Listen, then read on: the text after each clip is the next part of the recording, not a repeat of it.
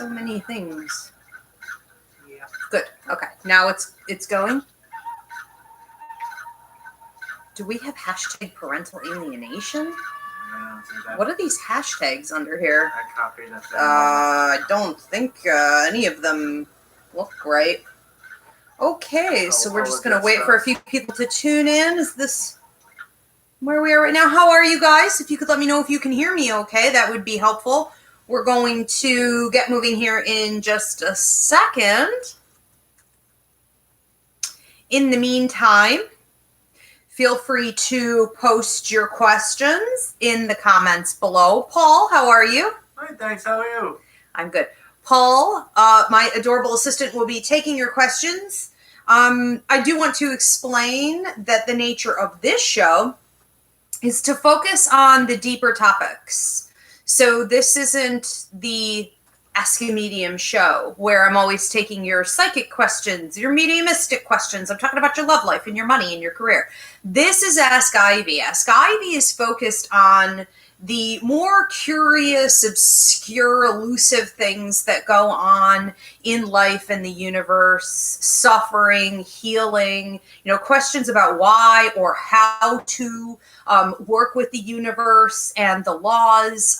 Anything really is up, to be taken as a question. It's just not about your own specific personal circumstances. So no lost objects, no hearing from grandma today, no questions about your love life in any specific way. So you can sort of keep an eye here. Paul will start taking those questions. You'll get a better feel for what we do here on the show. I do want to announce a couple things while we're letting some people log in here. First off, when we reach 1,000 subscribers, and I think we're at like about 850 right now, when I hit 1,000, I'm merging both shows.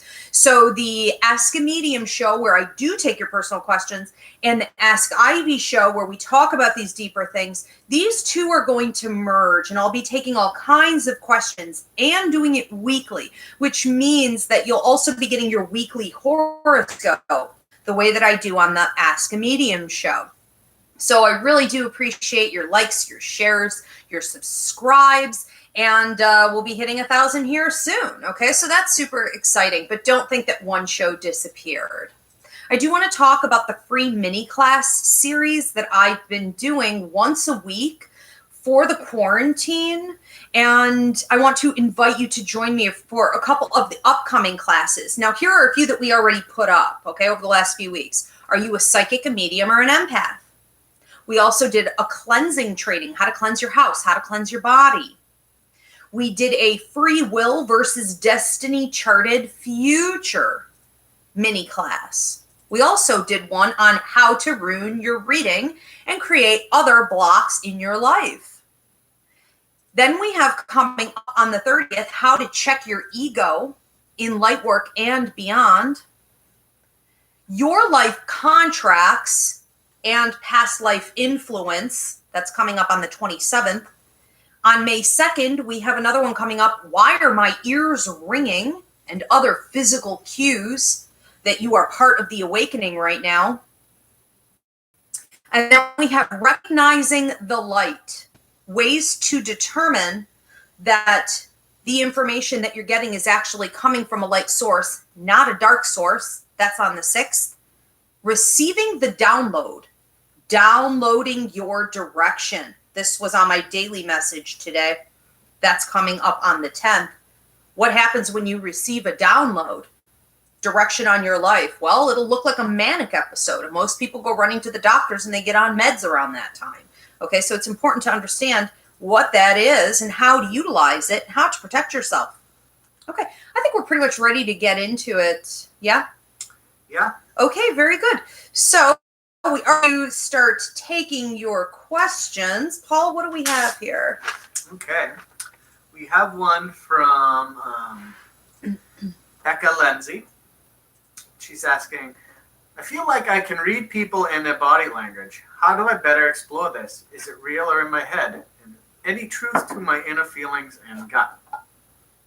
Well, there's always truth in your inner feelings and your gut. but you want to make sure that your feelings are not your emotions. When we're talking about feelings having accuracy here, we're talking about them being in alignment with your intuitive intelligence, which is your gut instinct, which is your higher mind, which is your psychic ability. That is a huge difference between your actual emotional state. So as long as you're not coming from a place of feelings, a place of emotions, you're going to be accurate. The one thing that we want to always check is, the thing that I'm feeling intuitively, is it actually coming from intuition? Or is it coming from a past trauma? Is it coming from fear, which is ego? Is it coming from human emotion? Is it coming from a place of logic? Is it my imagination interfering? So you have to learn the language. We have a psychic mediumship course where we break this down. It's like 2 semesters long. And this is one of the main things, is that people just aren't sure what they can trust. But the best thing that you could do to start testing out your accuracy is to do exactly that. Test it out. Keep a journal where you're checking back people, or you're looking at circumstances where you felt that you heard something and you believe that it might be accurate. You can usually test that theory out later by watching what that person's doing, what unfolds in their life, things like this. What did she specifically say? Did she say telepathy? Or am I imagining that? But that's what it felt like. She said she feels like she can read people and their body language. So. Oh, okay. Can you read people and their body language? Absolutely. However, we have body language being used as sort of a weapon these days. And I'm sure always, people like to present themselves a certain way. And often that is with an agenda that isn't coming from the purest or highest good for all. Sometimes it's just self-protection, and that's fine. But often what people say, and often what their body language says, and often what they're doing is polar opposite of what their actual energy says. Their energy could read completely and totally different from what they're presenting, even with the body language. And when that's happening and you have that discord, you need to learn to go along with you have to learn to go along with your gut instinct. You have to say, okay, this is what the energy says versus this is what the person is saying. One is true, one is probably not true. When people say to me, why do you like talking to the dead? Well, first of all, this has been following me forever. It's a communication that we all have. It wasn't necessarily a choice, but in time I have settled into it. And I have realized that I do actually like talk to the dead a lot more than the living, because energy doesn't lie and the deceased don't lie unless they're earthbound. Okay? And no ego. There's no ego. Again, unless they're earthbound. There's no ego there, so there's nothing blocking. It's just a clear stream of communication. It's very pure. It's very simple. And it's always for a good purpose, which is nice. But yeah, trust your gut. And speaking of earthbound, we have a question regarding that. Okay. Ashley Andrioni asks, when a spirit is earthbound and they are at risk for being a food source, what happens to the soul if they are actually preyed upon? They suffer, that's it. The soul is just one component of who we are. And your soul is, I want to say, separate from your spirit. So when I think of spirit, or when I talk about spirit, I'm talking about that place within yourself that is connected to God source, that is connected to the universe, that is growing. But when we talk about the soul, the soul is kind of like the equivalent of the flesh. It's sort of their character, and that part of them that is keeping them stuck if they are in fact earthbound. So, when they're being used as a food source, there isn't any part of them that isn't going to suffer, including the soul. And until they realize that they're done with that process, it's going to continue to happen. It is the identical equivalent if you were to look at someone in your social circle, or someone in your family or whatever, who just is always beating their head up against a wall. You know, they seem to never make the right decision. And no matter how many times the universe supports them, you know, or they have an opportunity to do better, or somebody comes in and gives them help, you know, they just seem to constantly make the same type of mistake. Well, they're suffering. You know, we often say, well, one day, you know, that person's going to get their karma, or, you know, they're really going to hit rock bottom one day. They're already there. It is a constant state of suffering. Who else would destroy themselves other than someone suffering? So it's always a bad karmic turnout affecting the soul. And, you know, until you make a complete recovery, meaning an agreement to go into the light, meaning you have to drop fear, ego, hatred, all of that, and agree to evolve and learn and be of assistance to others as well, until you're ready to go into that healing process, you're going to remain there. It's the same for the living as it is for the dead. It really looks exactly the same. Yeah. We have one from Rick Gopal. Okay. Hi, Ivy. Can you talk a bit about how putting energy behind an idea helps it manifest into our reality strongly, whether positive or negative? And also, how it can lead to self-fulfilling prophecies? Oh, okay. Hi, Rick, my student Rick. Okay, so that's a great question. How does positive or negative thinking affect the ultimate outcome on a manifestation that you're trying to create, and how might it actually create self-fulfilling prophecies, right? Which is kind of the same question said two different ways. So let's just sort of combine these and say that what we're looking at here is, how do your thoughts affect law of attraction? Okay, now what happens is that you have constant free will in motion when we're talking about manifestation. And depending on where the planets are, depending on how many hands are in the pot, how much other outside energy is invested in this particular topic, and depending on whether or not this lies within your life contract or outside of your life contract, you know, we have other factors that feed it or strip it of its power. So a lot of people that think that they're amazing at manifestation, it's really not always that they're even that good at it. And we don't say that, of course, but you know, it's not that. It's just that it was already in alignment. So it was meant to happen, you know, or it was destiny charted. Like, it's probably already fixed. But there are a lot of things that you can absolutely feed. You can bring them in closer, sooner.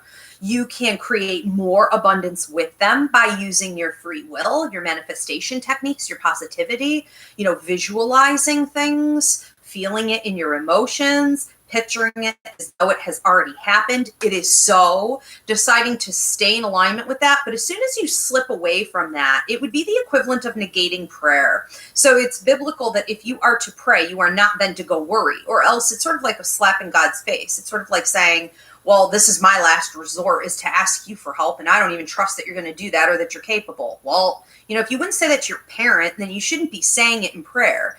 And it's the same rule with law of attraction and manifestation. If you're going to manifest something, then manifest something. But don't go back and forth on your thinking into a negative territory where you then negate all of the positive thoughts by worrying, by becoming obsessive, or by doing it over and over and over again as though you don't believe that it already worked. I think those words that I said earlier, it is done, are really good to say if you're blocking out negative energy and you're an empath, or if you're trying to manifest something, if you've just prayed about something or you've received a healing, it is done. And that is it, and you leave it. Now, it's okay to go back and do it repeatedly, but not obsessively coming from a place of ego and control. So if you can eliminate ego and you can replace it with love, which is confidence, positivity, belief, faith, okay, that the universe is going to take care of it, the results can be multiplied. They can come in harder and faster. And the self-fulfilling prophecy part of it is also very real. A lot of people, I warn my clients about this one all the time. People who worry about their children. Whoa, okay, take it easy. Don't forget, this is not really an extension of you, okay? Your kids are their own people. So here's a great example. Don't worry so much about your kids that you actually bring them harm by every single time you think on them, sending negative, fearful energy about what could go wrong in their lives, or that they're not capable, or that they'll never figure it out. You know, it's the worst thing that you could do. It's the same thing if somebody has a disease around you, or they found out that, you know, maybe something negative is going to happen to them. Don't just keep thinking on that and thinking on that. Immediately replace it with thoughts of what you want to see happen for them, and only focus there. The minute it pops into your head, you only think on that positive thing. Yeah. Very possible. Self-fulfilling prophecy. Very real. Very real. I'm going to have trouble with this name, but okay. You can help me out. Okay. Adzanio Seneca? Yes. Okay. She says, I'm having trouble sleeping. I have lost 20 pounds from not eating as much and anxiety. I keep hearing a radio even though there is no radio on. Is it possible that I'm having a download? Adzanio, okay, good to see you. So Adzanio Seneca asks, why am I hearing music when there's no radio on? I lost 20 pounds. I can't sleep, you know, this and that. Today, my daily message and the upcoming mini class that we have is called Receiving the Download, Downloading Your Life Direction. That's going to be on the 10th of May at 8 p.m. here on YouTube. So what's happening with Adzanio is that she is going through, you could say, an awakening. A lot of people would compare this to a kundalini. She is vibrating, so energy surges from the top of your head to the bottom of your feet and back up. It goes back up and down and up and down. We would see it as a vibrating of the organs. We would see what would be compared in psychology or the medical field to a manic episode. And if you go to a doctor, you will be diagnosed with bipolar disorder, even if it doesn't run your family or nothing, and given meds, you know, which is an entrapment system. So be very, very careful. Of course, I cannot prescribe a diagnosis. If you think you have a problem, go see your physician. However, it is the same identical reaction physically. So you're awake. You're awake anywhere from a couple weeks to several months, where you notice in the morning, you know, you don't have the dark circles. You're not drained. You actually feel quite energized. You just no longer require sleep. You may also no longer require food. Okay, so seeing 20 pounds of weight loss, well, that can be kind of a lot. It's not unheard of by any means. And you would also notice strange things, like when you do sleep, you wake up and you'll have an oil on your face. I call this an anointing oil, and you won't know where it came from. It's not from anything you ate. Your line of vision may have translucent lines, or your vision may be off, out of focus. And many people experience deafness to some degree, or at least like one plugged ear or two plugged ears. This can also go on for, you know, several days after you wake up and you were given a download in your sleep. So downloads can happen when you're awake. They can happen when you're meditating. They can happen when you sleep. They typically are going in either through the heart. That's more common to see when it came directly from an angel and you were meditating and you're held down. So you would have almost like a paralysis. But typically they're coming through the third eye and the crown chakra. This is where you channel. What is a download? It's instruction about your life, not just any part of your life, not just the relationships that you've chosen to have, or the career that you're working in, or the hobbies that you have. It is instruction given specifically about your life contract, the things that you signed on to before you came to Earth. And typically they're happening when you're approaching a deadline within your life contract. My ears are ringing like crazy right now, just even talking about it. They're giving you instruction. I guess I forgot to say this part. Okay. I got it. They're giving you instruction about how to build what you came here to build. So that will probably involve some level of releasing and cleansing and letting go of things that no longer serve you, having a boldness to step out in blind faith and start building, and a lot of the instruction will be held on to the moment is right, and then it comes to the surface just as you need it. So don't expect to be able to journal all of this. Could you shut that door? Thank you. So that's a great question. Idenzio, hope to see you at class, the free mini class for that. Again, that's going to be on the 10th, May 10th at 8 p.m. here. Okay. We have one from Candy Gava. Okay. Said, I used to have very vivid dreams, but for months I haven't been able to or remember any with meaning. It seems like as I started trying to become more educated about mediumship and things like that, I haven't been able to. Is this common to happen when you try developing more spiritually? Yep. So usually in the 3rd or the 4th week at my psychic mediumship course, we discuss this issue. And we call it the shift.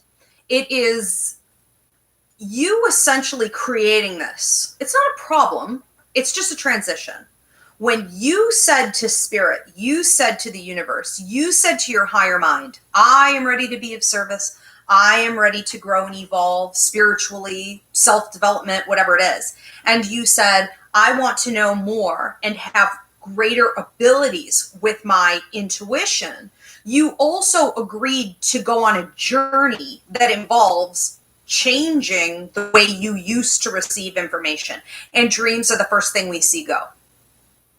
Not all dreams, just traditional dreaming in the way that you have been, and probably in a way that is far more meaningful, like you're working for angels or guides all night long. You're working out in different dimensions of the universe through astral travel.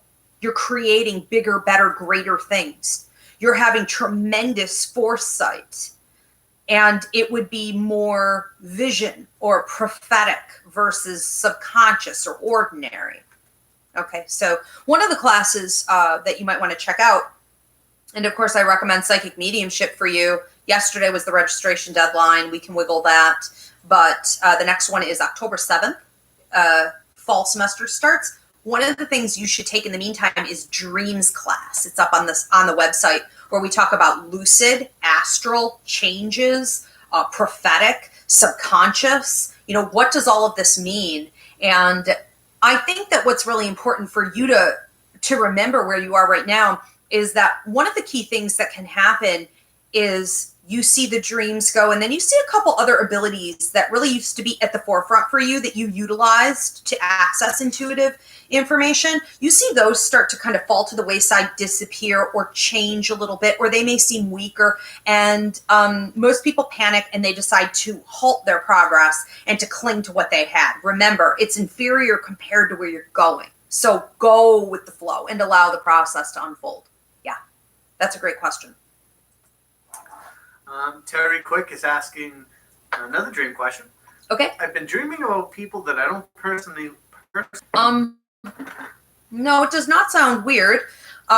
Dreaming of people that you don't personally know could mean that you're working with them in other dimensions. It's not at all uncommon to have many members of your soul group and half of them are dead, or, you know, they're not born yet, or they're people that you only work with in other dimensions. Here on Earth, I'm kind of, really, really interested to understand what they dream about every night. And I usually don't say anything, but I wait for them to say something to me. And a lot of people message me, even people I don't really know, message me and they'll say, I had a dream and you were in it and this is going on. And, we work together at night. And I'm like, yeah, I'm not surprised to hear that. It's nice that we're living and we're getting to interact during the wake hours. And then also during, it's supposed to be rest, but we're working all night long too. What that means is that these members of your soul group have what I would call work contracts. You have work contracts between certain people. Are they all soul mates? I don't know that I would always go that far, but definitely you have something to accomplish together. And your guides would also be connected to their guides. So they work together and then it usually trickles on down to you and this group of people. And so it's not like with angels where orders are given. It's more like a community group effort, like a meeting often. So one of the things that you might see is that you're having meetings with these people. There's a lot of roundtable effect. There's a lot of like being up on a balcony somewhere, seeing a lot of clocks in the sky, and having a lot of really great deep communication about the universe sometimes, but also solutions to problems. And so what can happen, and there can be a lot of fighting, like you guys are literally fighting some kind of negative energy off. And so you're almost like battle buddies, you're war buddies. It's like you're in the military together. And so there would be a lot of flashbacks, deja vus, to things like this. And I would poke around a little bit with the people that you dream about. Are they doing it? Probably. Is it possible that that's not at all the case, and that what you're doing is something called subconscious dreaming, where literally every person that's in your dream represents a message, represents a situation in your life. It represents some type of a lesson that you're supposed to be learning, and that's just your way of bringing it to your mind and confronting it and processing. That's also possible. Cool. Yeah. We have one from C. Sueda. When my infant daughter passed years ago, I used to hear her voice. That has stopped. Since then, I've begun to know things inexplicably or have prophetic dreams. Is this her or something else? Well, it's you. We give too much credit out to the deceased and to guides and to angels and even to God. I mean, we give, not that we can't credit God with everything, but we give too much credit out. It's you. God is in you. Your daughter is a part of you. It's your intuition that's giving you this guidance. We look out there too much, and too often we say, what are they trying? What is she trying to tell me? Or is she influencing this? What is the greater meaning? There is no greater meaning to the majority of any of this other than you need to learn the language. You need to learn how different spirits communicate. You need to learn how you as a spirit communicate through your intuitive intelligence. And until you get that language down pat, it's really just kind of like a puzzle that's all, crazy. And I saw a funny meme the other day where there was a puzzle on a table, and a child went up and took all the brown pieces and formed a horse, and took all the green pieces and formed trees and a background, and then, took all the white pieces and made a fence. But he didn't actually put them together. He just shoved them into these different spaces and created a formation. And it said on there, because the box of the actual puzzle was identical to it. It was a horse with trees in the back and a fence. And it was a dad saying to his kid, I don't know if my kid's a genius or if there's something wrong with him, And I think this is what we do with mediumship. And I think this is what we do when we lose someone that we really love. We take it and we distort it. Is it in the ballpark? Yes. But is it accurate? No. And is that the process that should be done to create that complete message? No. And what happens here when someone close to us passes, and a child, it doesn't get any bigger than that, your abilities increase. We talk about this at Empathic Awareness. We talk about this at Psychic Mediumship Training. Your abilities will increase for a couple key reasons throughout your life. And the biggest increase that you could have is something like the loss that you suffered. Now, part of the reason that you would also have heard her more in the beginning is because her energy was still really there a lot. And we have something called residual energy. It is the opposite of intelligent energy. So it may not be interacting with you in a literal way. It would almost be like, the smell that burnt toast leaves or burnt popcorn or burnt coffee. It's left behind, and it can stay there for quite a while. And then as that goes, it's sort of, I want to say it dissipates eventually. Okay. So I feel that was a big part of what's going on here. Is she interacting with you? Absolutely. But your abilities have increased so much from this experience that you're not just communicating with her. I mean, you have all different kinds of clairs, kind of off the charts. You have psychic empathic and mediumistic abilities developing, and it's really time to learn the language. Yeah. It's confusing, you know, it's confusing because you get a lot, you don't know where it came from. You also don't always know what the purpose is. So we really want to get that right. Okay. This is Deanna Altieri said, I watched your Free Will versus Destiny Chatted Future show, okay, and I was wondering if future lives prevent us from going into spirit. I'm not sure what that means. Could a future life prevent you from going into spirit? Nothing. I guess I would have to understand more what you mean by spirit. I would have to understand what exactly you're saying with this. I will say this. Probably no. Just because of the way that you worded that, it seems that you have a misconception about what future lives are. You seem to have a misconception that maybe there's some type of punishment or barrier or karmic retribution, and that they could become a stumbling block or an obstacle, and they're not. You are the only stumbling block and obstacle that can ever exist, because you have free will every single moment of your life. Life now, life then, life in the future. So as long as you keep one mindset, and that is, I'm here to grow, I'm here to learn, and I'm going to persevere, that's it. Then you will. There is no such thing as the universe setting you up deliberately to fail or blocking you from achieving a higher sense of evolution. It doesn't work that way. Could you have unfinished business and lessons? Probably. I mean, most of us do. That's why we're here. That's what the planet Earth is. It's a classroom to get those lessons and finish those deadlines and complete, you know, that unfinished business from the past. So if you choose in this life to finish everything within your life contract, then you're not carrying that baggage in. But if you don't, you're going to carry it in. And, you know, it's something that can't get resolved on the other side. Some things can be worked on in the light, and other things have to be worked on the planet in an actual human, you know, form or some other form here on Earth. So that's up. I guess I would answer that by saying that's up to you. Very good.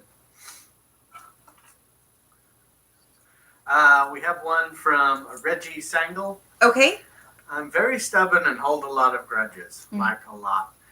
Is this possibly affecting my prosperity? Absolutely. The number one most destructive thing you can do for your prosperity, to your prosperity, is to murder it with hatred, resentment, bitterness, very rigid thinking, a lack of forgiveness, you know, grudges, all of that. It is the number one worst thing that you could do. We have a class called Relationships, Boundaries, and Cord Cutting. And I've seen people do the cord cutting and lose 15 pounds because they cut their sugar addiction, or, you know, be able to finally get an upper hand on their drug or alcohol abuse issues, or let go of ties with a negative person in their life, you know, for the first time, that's been holding them back. And I've seen tremendous healing from this course. I would recommend this to you because one of the things that we focus on before we do any cord cutting is forgiveness. We talk a lot in that class about forgiveness. I should probably change the title at some point, but I think this is something that we need to discuss in our society more. You know, we have our backs up so many times, and we take things so personally, and we feel like, I'm not going to be conned again. I'm not going to be scammed again. You know, I know what you're up to. And that type of attitude is not necessarily, you know, inaccurate if you have been done dirty at some point, but it's really unproductive when you carry it in your heart. I want to say this, there is a time and there is a place, and where bitterness can do the most damage for your life and completely block you from financial prosperity. It can even go that far. It can block you from being able to have great people come into your life, maybe members of your soul group. It will block your spiritual development. It will actually lead to mental disorders, emotional disorders, and physical ailments that can be very serious. Of course, I can't prescribe or diagnose, but if you don't clean it up, that festers in there. So what we want to always focus on is looking at a situation that has offended us and say, how am I applying it to other people or other situations where that isn't necessarily happening? Where am I projecting this? And if it is happening, don't you have enough confidence in yourself to protect yourself? You don't have to let it stew as a bitterness in your heart. You can just protect yourself and not let it in. So I think too many people take things way too personally. I think that too many people also blow things out of proportion when the old fear, ego element from the past rears its head and you say, oh, it's my gut instinct telling me that this person or the situation is bad. It's like, maybe not. Maybe it's just your ego coming in from a past incident, and you no longer have clarity. So it's biblical, literally, that bitterness in the heart steals all of your prosperity. It actually also negates prayer. Very good. We have one from Heather P. Okay. When we choose our parents, does it go hand in hand with our life's purpose? How do the two go together? Yep. They just go together. So she kind of answered herself, right? Heather P. How do they go together? They just do. Basically, you will choose your parents and sign on based on their life contract and what they have decided to do. So when I have clients who have abandoned their lives and have given up everything for their kids, and they really are doing nothing within their life contract anymore. They're just mommy, they're just the soccer van lady with the stickers on the back, with the 8 kids. It's like, whoa, you screwed up. You botched that one because the child did not sign on to you becoming soccer mommy and abandoning who you are. They actually signed on to who you were meant to be. And so it's okay to bring children into your life contract, but it is not okay to abandon your life contract to have those children. So what we see today are a lot of people who think of parenting as, a verb. They do it like to wear a badge, and they lose all sense of identity, and they don't understand why the relationships with those kids maybe don't turn out well, or that the kids aren't fulfilling their own life contract because the kid didn't sign on to a parent who wasn't capable of fulfilling their own work. Now, a child will typically sign on even to a sort of detached parent. They will sign on to that parent who is maybe more detached, stronger, a leader in the community, something like this, because they also have that within their life contract. And so they're going to learn those skills from that parent. But it could make them look not like a very great parent, sort of like an absent parent or something like this. So it's kind of an illusion. A lot of children also sign on to a parent that is super dysfunctional, maybe alcoholic or, abusive or neglectful. They may sign on because they came here to do light work.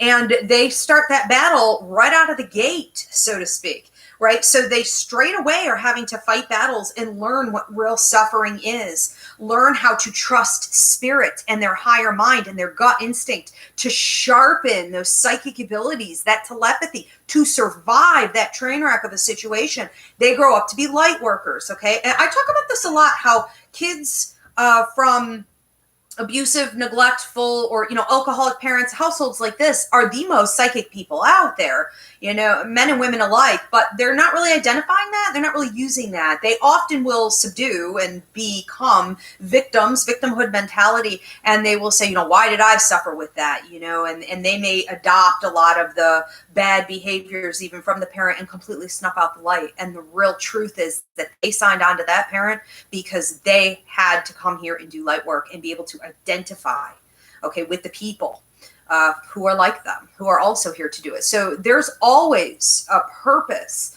and we are never, as parents, to abandon what we came here to do. I call them kid contracts. I'm actually writing a book on it, and that's all it is, And so even if you have a bad relationship or estrangement with your kids or whatever it is, that's what they signed on to, and you need to just keep doing your thing. Yeah. Very good. Okay.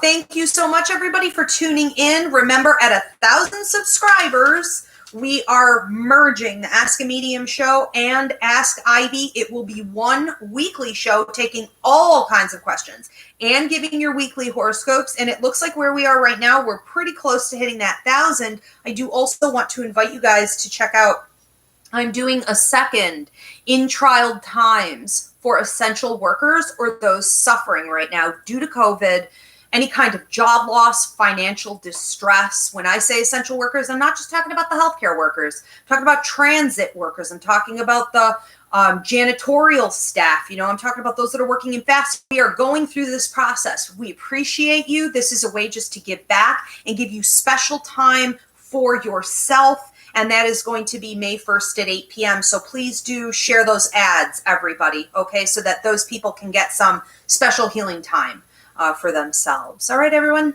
Thanks for tuning in. Talk to you soon. My stomach. I'm starving.